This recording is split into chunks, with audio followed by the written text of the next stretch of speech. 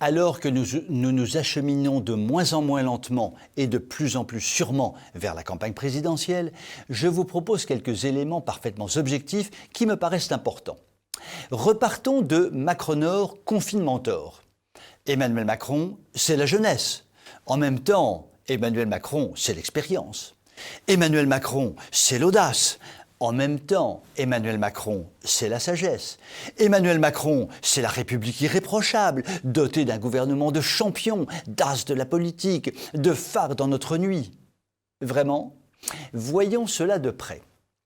Le ministre de l'Intérieur est visé par une enquête pour viol.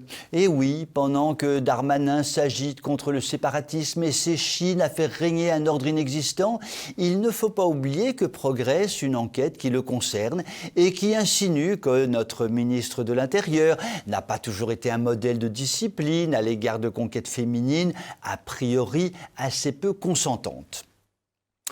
Le ministre des Comptes publics, pardon, je ne sais pas comment il s'appelle, mais je ne vais quand même pas encombrer mon petit cerveau de noms inutiles. Le ministre des Comptes publics, donc, est visé pour corruption.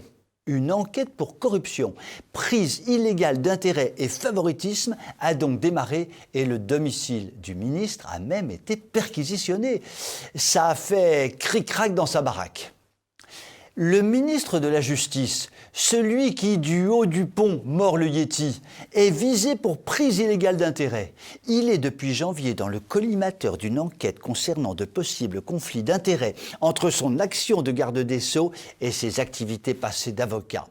Tout cela ne fait pas très net, mais bon, la lutte contre ses ennemis politiques vaut bien tous les accommodements. Enfin, le ministre des PME est visé pour abus de confiance. Coup de grisou pour M. Alain Griset, ministre des PME de son État, qui est visé par 2 enquêtes ouvertes à Paris et à Lille, après des signalements, notamment de la Haute Autorité pour la transparence de la vie publique. Cela concerne des omissions dans sa déclaration de patrimoine. Le parquet estime qu'il s'agit d'une partie substantielle de son patrimoine qui est passée à la trappe. Il a fait l'objet, lui aussi, de perquisitions. Cela dit, l'on ne peut reprocher à ce ministre de ne pas avoir su lire sa feuille d'impôt et de s'être trompé dans ses calculs, puisqu'il est passé par l'éducation nationale et que l'on sort de l'éducation nationale en ne sachant ni lire, ni écrire, ni compter.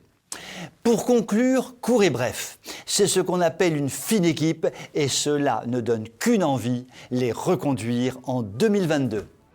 Sur cette conclusion ébouriffante, je vous souhaite une très bonne soirée.